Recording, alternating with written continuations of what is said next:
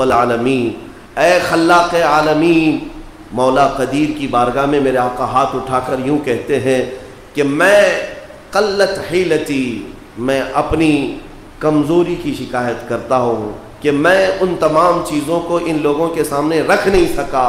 اور پھر یوں عرض کرتے ہیں کہ مولا ان لوگوں نے پتھر برسائے، انہوں نے مجھے مارا یا تکلیفیں دیں، ان لم یکن غضبک علی فلا ابالی، مولا اگر تو مجھ سے ناراض نہیں ہے تو مجھے ان چیزوں کی پرواہ بھی نہیں ہے.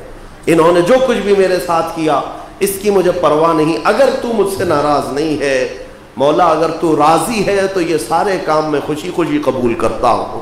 یہ رسول رحمت صلی اللہ تعالی علیہ وسلم کے الفاظ ہیں. اور اس کے بعد طائف والوں کے لیے کیا کہا؟ حضرت زید کہتے ہیں حضور پاک صلی اللہ تعالی علیہ وسلم یہ ارشاد فرمانے لگے صحابی سے، اپنے غلام سے، زید سے، کہا کہ زید میں ان کی نسلوں میں کلمہ پڑھنے والوں کو دیکھ رہا ہوں. آج پتھر برسا رہے ہیں، میں ان کی نسلوں میں کلمہ پڑھنے والوں کو دیکھ رہا ہوں. میرے آقا ویسی تشریف لے گئے. چند سالوں کے بعد پورا طائف دامن اسلام میں داخل ہو چکا تھا. 14 صدیاں گزر گئی. حرم پاک سے لے کر طائف کا آپ سفر کریں، پورے عرب کو آپ دیکھ لیں، لیکن طائف آج بھی وہ شہر ہے جہاں سال بھر میرے مصطفیٰ کی میلاد پڑھی جاتی ہے. طائف میں خود دیکھا ہوں، آج بھی بہت سارے وہاں پر مشائخ موجود ہیں. رسول کریم صلی اللہ تعالیٰ علیہ وسلم کی محبت کے گھرانے آج بھی طائف میں موجود ہیں. رسول رحمت صلی اللہ علیہ وسلم کی دوربین نگاہ بتا رہی تھی کہ یہ وہ لوگ ہیں جو آج شیطان کے بہکاوے میں آ کر پتھر تو اٹھائے ہیں، کل ان کی نسلیں کلمہ طیبہ کا ورد بھی کریں گی اور پرچم اسلام یہی لہرائیں گے. میں آج یہی کہتا ہوں پتھر مارنے والوں سے، اے مومنو انتظار کرو. رب ذوالجلال جب اپنے گھر کی حفاظت کرتا ہے تو کبھی دشمنوں کے خیمے سے ہی بچوں کو اٹھاتا ہے. اسی لیے اقبال نے کہا تھا حرم کو مل گئے پاسباں صنم خانے سے. کبھی کبھار رب تبارک و تعالیٰ کا یہ قانون ہے. میں آپ کو ایک صحابی کی بات بتاتا ہوں، سعید بن عامر، ایک مکہ مکرمہ کے نوجوان، ان کی عمر صرف 16 یا 17 سال کی ہے. وہ کہتے ہیں مکہ میں بڑے عیش کے ساتھ رہتا تھا، بڑے پیسے والے گھر سے آپ کا تعلق تھا. کہتے ہیں ایک بار مکے میں شور ہونے لگا کیونکہ محمد صلی اللہ تعالیٰ علیہ وسلم اور ان کے ساتھیوں کا روز کچھ نہ کچھ معاملہ ہوتا تھا. مکہ میں موب لنچنگ تو ہوتی رہتی تھی، کبھی اس کو پکڑا، کبھی اس کو پکڑا، کبھی اس کو مارا، یہاں تک کہ شہادتیں بھی ہوئی. اور مکہ میں یہی ڈسکشن چلتا رہتا تھا. آج محمد کے غلاموں کے ساتھ ایسا ہوا ہے، ویسا ہوا ہے. ایک دن مکہ میں بڑا شور مچ گیا.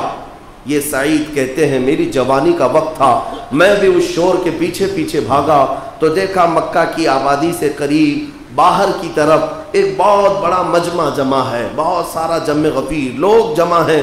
میں اس بھیڑ کو چیرتے ہوئے اندر گیا تو دیکھا بھیڑ کے بیچوں بیچ ایک کھمبا گاڑا ہوا ہے اور اس پر ایک شخص کو لٹکایا گیا ہے اور پورے مکہ والے ارد گرد کھڑے تماشا دیکھ رہے ہیں. میں نے پوچھا یہ کون ہے، یہ کون نوجوان ہے جس کو لٹکایا گیا ہے؟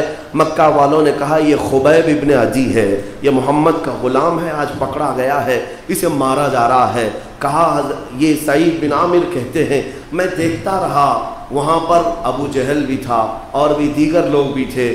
وہاں پر خبیب کے ساتھ جو کیا جا رہا تھا، تالیاں مار کر کے لوگ دیکھ رہے تھے. خبیب کے ناخنوں کو پکڑ سے کھینچا جا رہا تھا، ان کی ناک کاٹی جا رہی تھی، کان کاٹے جا رہے تھے، ان کی آنکھوں میں گرم سلائیاں پھیری جا رہی تھی اور انہیں مار کر کے پتھروں سے پکارا جا رہا تھا.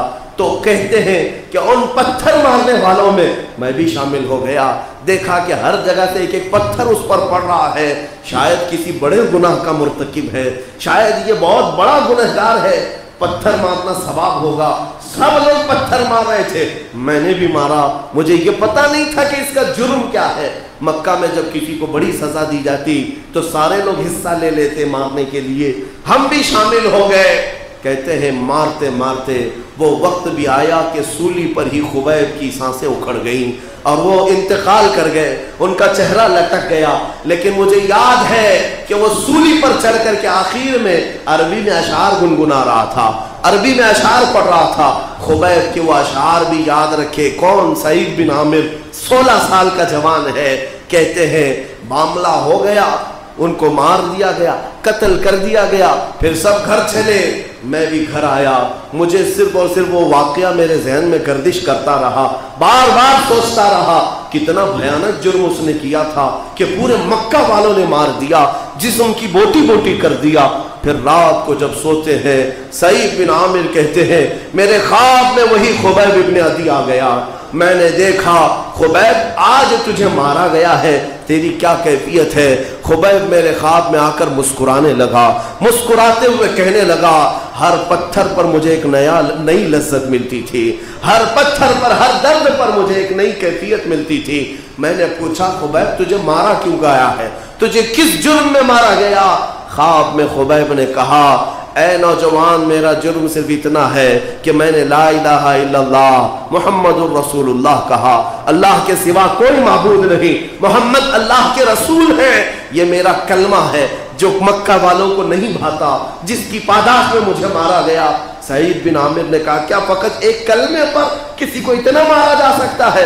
آخر اس کلمے کو تو نے بدل کیوں نہیں دیا؟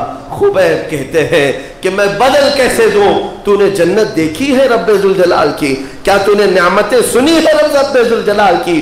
اگر تو سن لیتا اور دیکھ لیتا تو اس طرح کی 1000 موتوں کو بھی تو کبھی اس پر قربان نہیں کرتا، یعنی جنت کو تو قربان نہیں کرتا، اپنی موت کو پسند کرتا۔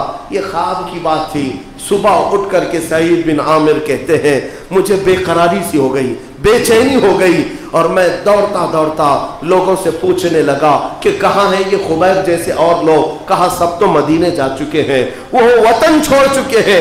سعید بن عامر کہتے ہیں 17 سال کی جوانی تھی، مکہ کو میں نے چھوڑ دیا، تنہا سفر کرتا ہوا مدینے پہنچا، اور جب مسجد نبوی آیا تو مصطفیٰ کریم صلی اللہ علیہ وسلم کے چہرے پاک کو ایمان کی حالت میں پہلی بار دیکھ رہا تھا، اور دیکھا تو دیکھتا ہی رہا، میری روح کو جو تازگی ملی، اس کے بعد میں نے اپنی گردن، اپنی جان سب انہی کے قدموں میں وار دیا، اور پھر کہا لا الہ الا اللہ محمد الرسول اللہ۔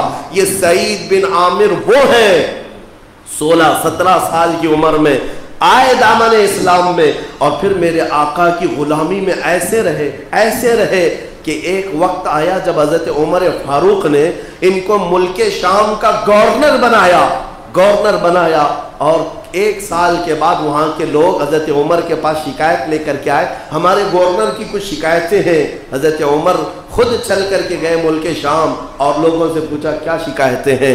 کہا ہمارا جو گورنر ہے ہفتے میں 1 دن ہم سے ملتا نہیں، غائب ہو جاتا ہے، گھر کے اندر ہی رہتا ہے، اور کچھ شکایتیں وہ لے کر کے آئے تھے۔ حضرت سعید بن عامر کو حضرت عمر نے بلایا، تمہاری یہ شکایتیں آئی ہیں قوم کی طرف سے، کیا مسئلہ ہے؟ 1 دن تم پورے غائب ہوتے ہو۔ سعید بن عامر نے کہا امیر المومنین، میرے پاس زندگی میں صرف اور صرف ایک ہی جوڑا ہے کپڑے کا، میں 6 دن تک پہن لیتا ہوں، 7ویں دن میں اسے اتار کر ایک ٹاٹ کا کپڑا اوپر ڈال لیتا ہوں، دھو کر کے سکھاتا ہوں، اس میں پورا دن گزر جاتا ہے، بغیر لباس کے میں قوم کے پاس نہیں آ سکتا، اس لیے میں 1 دن کی چھٹی لیا کرتا ہوں۔ یہ وہ سعید بن عامر ہے جن کا ہاتھ پکڑ کر کے عمر بن خطاب نے بارگاہ رب العزت میں دعا کی تھی کہ مولا ہماری دعائیں قبول فرما لے۔ میں عرض یہ کرنا چاہتا ہوں، اس طرح کے 1-2 نہیں، کئی صحابہ کرام ہیں جنہوں نے کبھی ایمان والوں پر پتھر مارے تھے، لیکن مولا کریم نے ان کے دلوں کو ایسا تبدیل کیا کہ زندگی بھر میرے مصطفیٰ کی غلامی میں آ گئے۔ عزیزان گرامی، حضرت بلال کو کھینچنے والے لوگ بھی تھے، جنگ بدر میں تلوار اٹھانے والے لوگ بھی تھے، جنگ احد میں مقابلہ کرنے والے بھی تھے۔ آپ کو پتا ہے 70 صحابہ کی جانیں گئی تھی جنگ احد میں، کس کی وجہ سے گئی تھی؟ وہ خالد بن ولید کی وجہ سے گئی تھی۔ خالد بن ولید مشرکین کے لشکر کے سپہ سالار بن کر کے آئے تھے، جنگ کی ہر بنیادی بات کو جانتے تھے، اور پاسا پلٹنے میں خالد بن ولید کا ہاتھ تھا۔ مسلمانوں کو دیکھا کہ اونچا ٹیلا خالی کر دیا ہے تو 200 گھڑ سواروں کو لے کر خالد بن ولید نے حملہ کیا تھا، اور 70 صحابہ کی جانیں گئی تھی۔ وہی خالد بن ولید 6 سال نہیں گزرتے اپنی تلوار لے کر میرے مصطفیٰ کے قدموں میں آتے ہیں. آ گئے اور کہا اشہد ان لا الہ الا اللہ. زندگی بھر حضور کی مخالفت میں اور بھی لوگ گزرتے رہے، لیکن وقت آیا جب میرے آقا صلی اللہ علیہ وسلم کے قدموں میں آ کر رکھ دیے. میرے آقا نے تلوار اٹھائی اور ان کے ہاتھوں میں دیا، کہا جا خالد آج سے تو اللہ کی تلوار ہے، سیف اللہ کا لقب دیا. حضرت خالد بن ولید نے اس کے بعد اپنی زندگی میں 125 جنگیں